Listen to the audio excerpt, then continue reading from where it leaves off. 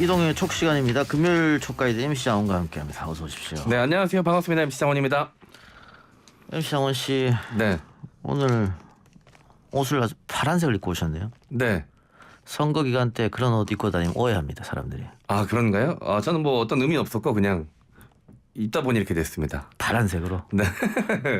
지난번에 오창석 시사평론가가 빨간색을 입고 왔던데. 아, 그런가요? 예. 알겠습니다. 저도 그럼 다음 주엔 좀 다른 색으로 입고 오도록 하겠습니다. 네, 뭐 어떤 의미는 없습니다. 예. 예. 전혀 생각도 못했네요. 예. 그 티셔츠가 완전 파란색이어가지고 니트가. 예. 네네. 특정 정당 지지하는가 싶었습니다. 그냥 좋아하는 옷입니다. 다른 의미는 없습니다. 속옷은 빨간색입니다. 네. 그래요, 알겠습니다. 어떤 얘기 해볼까요? 네, 오늘 정부가 사회적 거리두기 방침을 사적 모임 인원은 6인, 영업 제한 시간은 오후 10시로 조정한다고 발표를 했습니다. 기존 거리두기 방침에서 영업 제한 시간만 1시간 늘리는 것인데요. 이 조치 어떻게 보십니까? 뭐 별 의미 없는 조치입니다. 네. 그러니까 1시간을 늘린다고 하는 것은 뭐 정부 입장은 그렇죠. 지금 코로나가 확진자가 연일 뭐 2배씩 뛰고 있으니까 오늘 10만 명 넘었지 않습니까? 네. 그러다 보니까 거리두기 완화를 세게 못한다. 근데 이게 전문가 위원들이 회의를 했는데 방역 전문도 있고 경제 분과위원회들도 있잖아요. 네. 근데 경제 전문가들은 당연히 풀어줘야 된다. 네. 그 영업시간 제한을. 네. 뭐 최소 12시 안 되면 11시까지라도. 네. 그런데 그 의료보건 전문가들은 절대 안 된다는 거잖아요. 네. 저기 한번 부딪히다가 그럼 1시간 정도만. 네. 왜냐하면 자영업자들이 지금 너무 힘드니까 2년 네. 동안 사실은 자영업자들 희생으로 지금 K방역의 위상을 쌓은 거 아니에요? 네. 그러다 보니까 좀 풀어주자 이렇게 돼서 1시간 풀었던 것 같은데 네. 자영업자들은 1시간은 안 된다는 얘기예요. 네. 그러니까 방역당국은 뭐 11시 12시로 풀어주면 2차를 갈 수 있으니까 안 된다 이 생각인 것 같은데 그럼으로써 10시로 묶어놨는데 10시 묶어놓으면 사실은 9시랑 큰 의미는 없다. 그리고 이게 꼭 자영업자들만 해당되는 게 아니고 9시나 10시로 묶어놓으면 네. 택시 기사분들도 그 이후로는 장사가 안 될 거 아니에요. 네. 대리기사분들도 그 이후로는 장사 안 될 거 아니에요. 꼭 자영업자뿐만 아니라 여러 전반 산업에 이제 영향을 미치는 건데 네. 정부 입장으로는 어쨌든 이 확진자가 급증하는 데 신경을 썼다. 네. 다만 민주당 이재명 후보가 지속적으로 확진자 3차 접종자에 한해서 자정까지 좀 연장시켜주자고 계속 정부에 건의했지 않습니까? 네. 당 대표도 송영길 대표도 여러 차례 네. 건의를 했는데 오늘 글도 올리셨습니다. SNS에. 그게 안 이루어졌다. 네. 그러면 민주당한테는 좋은 게 아니죠 이게. 그러니까 당 대표와 후보가 지속적으로 건의한 게 어떻게 보면은 안 받아들여진 거잖아요. 네. 그리고 정부에서 앞으로는 그 확진자보다는 위중증 환자에 맞추겠다라고 네. 했습니다만 여전히 확진자에 신경 쓴다. 그럼 너무 숫자에 매몰되는 거 아니냐. 네. 왜냐하면 지금 뭐 예전처럼 확진자의 동선 추적 안 하지 않습니까? 네. 불가능하죠. 거의 확진자가 너무 많아서 거의 못하고 있는 상황이라고 이야기 들었습니다. 접촉자 추적도 안 하지 않습니까? 네. 예. 그리고 뭐 식당 같은 거 방문했을 때 수기 명부 작성도 안 하잖아요. 네.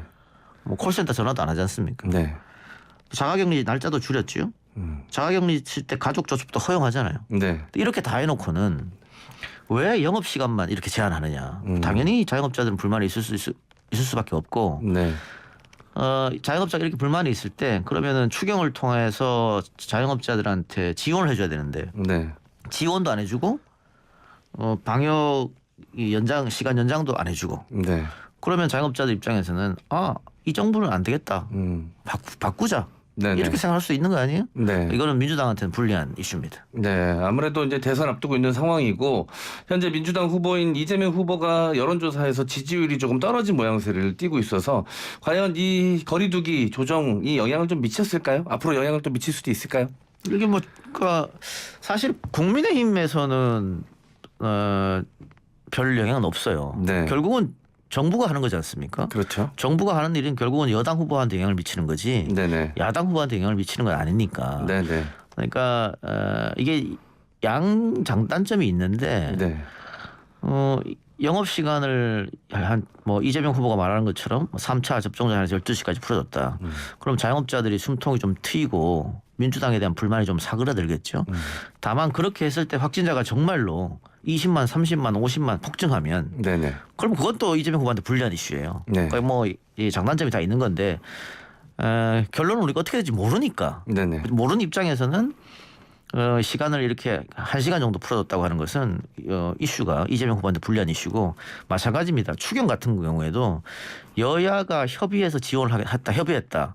여야가 협의는 했습니다만 결국 돈 푸는 건 정부잖아요. 네네. 그러면 그 혜택을 받는 분들은 이 정부가 우리를 위해서 뭘 해주는 이렇게 생각한다고요. 그러니까 야당이 불리하죠. 네네. 그러다 보니까 오늘 여야 협의할 때 뭐 국민의힘에서 시간 많으니까 뭐 다음 주에 논의하자 이렇게 얘기한 거잖아요. 네. 그 야당은 급할 게 없죠 여기에 대해서. 그래서 네. 뭐 이 건 가지고 민주당에서 야당의 저런 행태를 봐라라고 이야기합니다만은 어쨌든 뭐 집행하는 것은 여당이니까 여당한테는 좋은 이슈가 아니다고 싶습니다. 네, 저도 개인적으로 또 자영업자였었기 때문에 생각하는 게 느낌이 좀 이렇게 남다를 것 같은데 오후 10시는 정말 애매한 좀 시간이긴 합니다.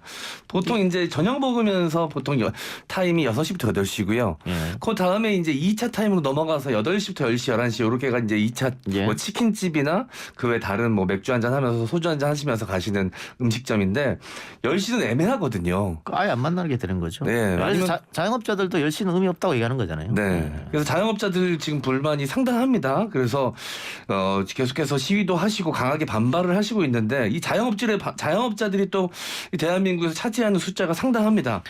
대선 판세에 영향 미칠 수도 있을 것 같은데요. 어떻게 보십니까? 400만, 500만이라고 얘기하고 있고 네. 문제는 가족들까지 영향을 미치는 거잖아요. 그렇죠. 그렇다면 자녀들도 있을 예. 것이고요. 굉장히 크게 영향을 미칠 수가 있겠다. 특히 자영업자들 수가 수도권에 가장 많이 있지 않습니까? 네. 근데 이재명 후보가 수도권에서 지금 좋지 않은 성적을 올리고 있기 때문에 이재명 후보한테는 불리하게 작용할 것이다. 그런 생각이 듭니다. 네.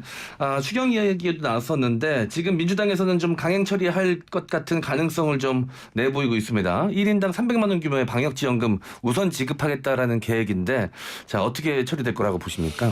오늘 결국은 안 한다는 거 아니에요? 네. 뭐 야당이 협조하지 않으면은 단독 처리하겠다. 네. 단독 처리 어떻게 합니까? 국회의장이 국회를 열어줘야 하는 거지. 그렇죠. 근데 박병석 의장이 월요일 날 다시 한번 논의하자 했으니까 네. 이번 주는 불발. 네. 주말은 그냥 지나갈 예. 것이고요. 다음 주에 한다고 치더라도 네. 그 통과돼서 정부로 올리고 정부가 어떻게 할지 계획 잡고 하면 결국은 대선 전에 돈은 못 푼다. 뭐 이것도 마찬가지로 이것도 그러면은 여당한테는 유리한 이슈가 아니다. 네. 그러니까 지금 민주당은 일단은 돈이 아직 준비되지 않았으니까 네. 300만 원씩이라도 먼저 주고 그 다음에 선거 끝나서 다시 추경해서 뭐 이렇게 하자. 네네. 지금 너무 급하니까 자영업자들 힘드니까. 근데 국민의힘 입장은 300만 원 가지고 안 된다. 1000만 원 주자 이거거든요. 네. 그러니까 국민의힘은 계속 1000만 원만 얘기하고 있어요. 딴 얘기 안 네. 합니다. 그러니까 국민의힘 입장으로서는 선거 전에 어쨌든 돈이 들어가게 되면 그거는 야당이 협조했든 말든 정부가 푼 돈이 되는 거니까 네. 선거 때 불리하죠. 네. 그래서 1000만 원 이야기하고 오히려 시간 끌어서 윤석열 후보가 당선되면 그때 돈 풀겠다 이 생각이에요. 우리 현실 좀 불가능한 금액을 제시한 것이다. 그렇죠. 네, 알겠습니다. 자, 그러면 이제 다음 주제로 양당 대선 후보들의 행보들에 대해서 좀 살펴보도록 하겠습니다. 오늘 이재명 후보는 호남을 찾았고요. 윤석열 후보는 TK 지역을 찾으면서 각자의 이제 전통적 지지 기반을 좀 다졌는데 이 행보 어떻게 분석하십니까? 그 과거에 우리 대선판은 지역 정치가 모든 걸 장악했습니다. 지역 네네. 감정이.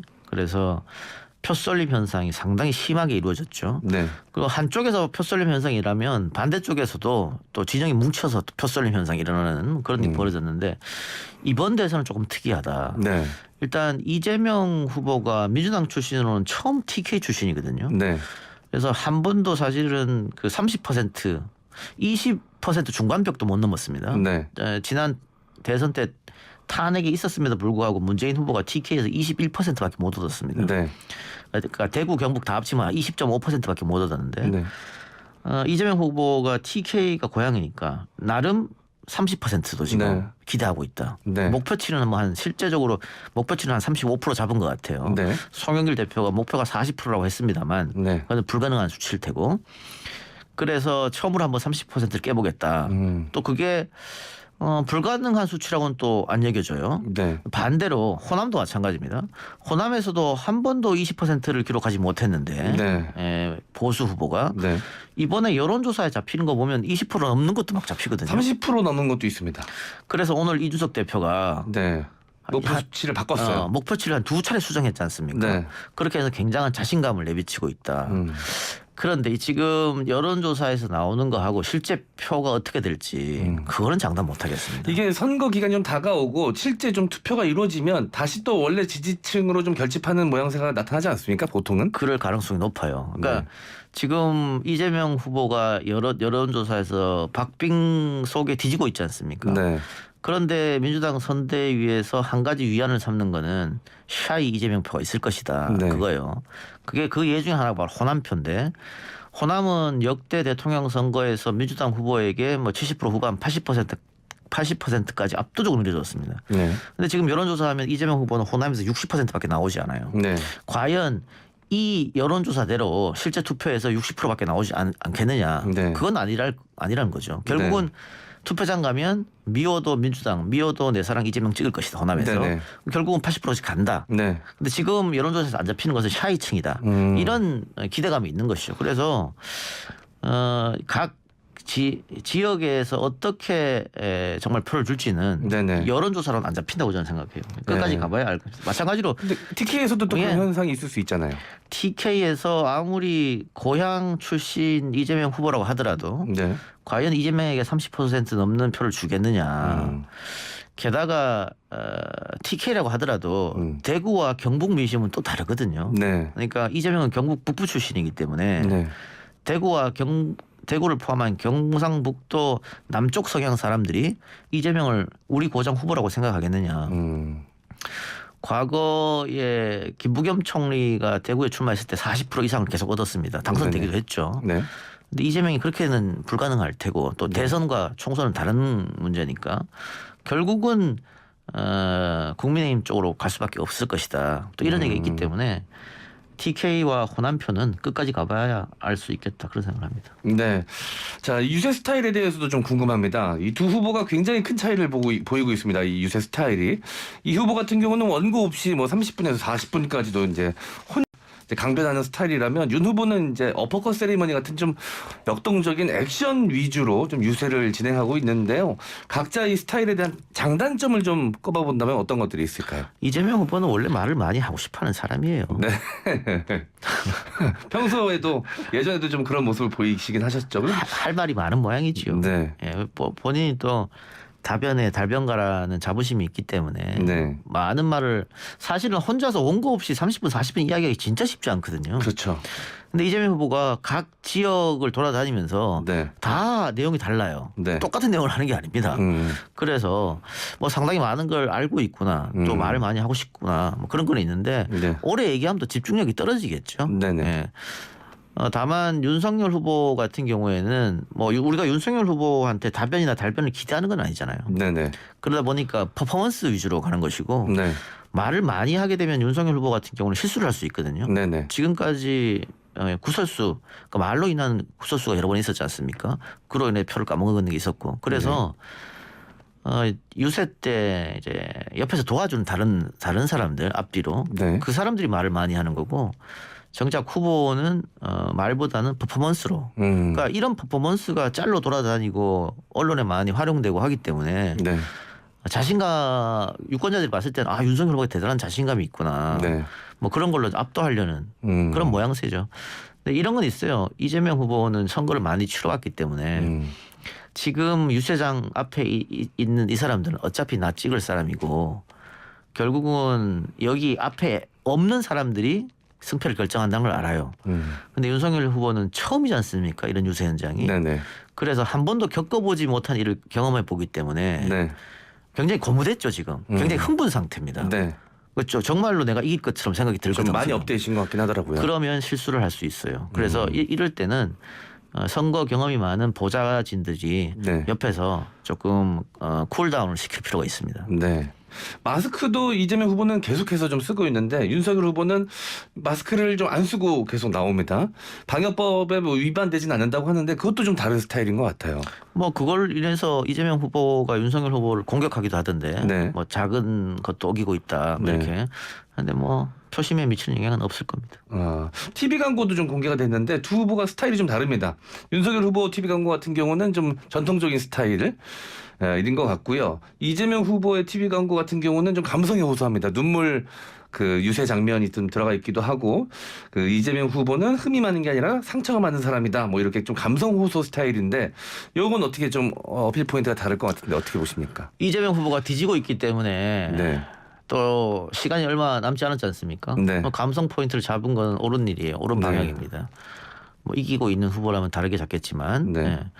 근데 이제 그 감성이 얼마나 중도층에 소구력이 있느냐. 그러니까 지지자들 원래 지지자들한테 소구력을 줘봐야 아무 소용이 없거든요. 그렇죠. TV 광고라고 하는 것이 네. 불특정 다수에게 전파되는 것이기 때문에 중도층한테 어떻게 영향을 미치느냐가 중요한데 네. TV 광고가 과거랑 다르지 않습니까? 네. 과거는 오로지 매체가 TV하고 라디오밖에 없었잖아요. TV, 네. 라디오, 신문밖에 없었지 않습니까? 그래서 그렇죠. TV 광고의 위력이 상당했습니다. 네. TV 광고한테 온 사실 그 정신을 집중시켜 가지고 만들어내서 딱 내보내면 효과가 피드백이 바로바로 왔는데 네네. 지금은 매체가 너무 많잖아요. 뭐 TV, 라디오, 신문, 유튜브, 팟캐스트, 뭐 네. SNS 너무 많기 때문에 예전 같은 폭발력은 없을 것이다. 알겠습니다. 자, 다음 주제는 여야가 광주 복합 쇼핑몰을 두고 공방을 벌이고 있습니다. 국민의힘에서 이제 민주당의 호남 홀대론을 좀 부각을 시키면서 광주 복합 쇼핑몰 유치 카드를 먼저 꺼내들었고요. 이에 민주당 측에선 광주의 지역 경제에 대한 이해도가 없다라면서 반발을 했습니다. 이 공방 어떻게 보십니까? 민주당에서 지금 항상 네. 실수를 하는 게 이슈를 끌려가는 거예요. 네. 이것도 지금 국민의힘에서 이슈 선점 먼저 하고 민주당에서 끌려가는 거잖아요. 네. 이럴 때는 무시하는 게 제일 상책입니다. 네. 그거 실현 불가능한 일을 뭐하러 하느냐 하고 딱 자르면 그만이에요. 네. 그런데 논리적으로 그게 안 된다고 설명하려고 하니까 끌려가고 있는 거거든요. 그렇죠. 민주당 패착입니다. 아, 알겠습니다. 아니, 사실 이슈 자체는 지방선거에서 약간 등장할 법한 이슈인데. 왜냐하면 네. 무슨 대통령이 쇼핑몰을 유치합니까? 그러니까 이게 전혀 이치 안 맞는 듯한 공약 같아서. 그러니까 지자체장이 유치하는 거고 예. 호남 특성상 지자체장은 국민의힘 후보가 당선되기 어렵잖아요. 네네. 그러면 대통령이나 국민의힘이 살 수 있는 게 아닙니다. 네. 게다가 그 쇼핑몰을 국가에서 살 수 있는 게 아니잖아요. 네. 국가 주도 쇼핑몰 들어본 적 있습니까? 한 번도 들어본 적이 없습니다. 사기업이 하는 거지 않습니까? 네. 그걸 대통령이 어떻게 한단 말입니까? 예. 그러면 뭐 이럴 수는 있겠죠. 정책적으로 대기업 유통회사에서 광주로 오면 네. 뭐 인센티브를 준다. 땅값을 싸게 주겠다. 뭐 영구임대 준다. 그런 걸 할 수 있겠죠. 네. 근데 아까 말했듯이 그런 건 지자체장이 하는 거예요. 대통령이 네. 하는 게 아니라. 그러니까 애초부터 불가능하기 때문에 민주당에서는 그거 불가능한 일도 자르고 대응을 안 하면 되는데 네네. TV 토론 같은 데 가서 여기서 응대를 하니까 문제가 커지는 겁니다. 네. 그러니까 지금 선대위 전략은 민주당보다 국민의힘이 더 낫지 않나 싶어요. 네. 사실 이 광주의 복합 쇼핑몰 이야기가 처음 나온 게 아니라 2015년에 한번 나온 적이 있었는데 그 상인들과 지역 주민들의 반발로 좀 무산이 됐었고 이 공약을 이야기한 것이 또 전통시장이어서 전통시장에서 쇼핑몰 공약을 하는 게 이치에 맞느냐 또 이런 이야기들도 있던데 오히려 민주당이 좀 거기에 거세게 반발을 하면서 좀 이슈가 커진 것 같은 느낌이 있고요. 이준석 대표가 이걸 가지고 또 TV 토론 이야기까지 꺼내면서 더 좀 크게 키우고 있는 모양새입니다. 그 마찬가지예요. TV 토론을 이준석 대표가 제안하더라도 이준석 대표가 대통령 선거 나갑니까? 하고 끊으면 돼요. 네. 근데 그걸 못 끊는다면은 일일이 좀 반응을 하고 있어요, 민주당에서. 그걸 반응할 필요 없습니다. 네, 알겠습니다. 자, 이런 가운데 윤석열 후보가 계속해서 저 발언이 좀 세지고 있습니다. 적폐수사 발언 이후에 이번에는 히틀러, 무솔리니, 뭐 파시스트, 공산주의자 이런 좀 격한 단어들이 등장을 했는데요. 여기에 또 청와대가 강력하게 반발을 하고 있는 모양새고요. 이 상황 어떻게 보십니까?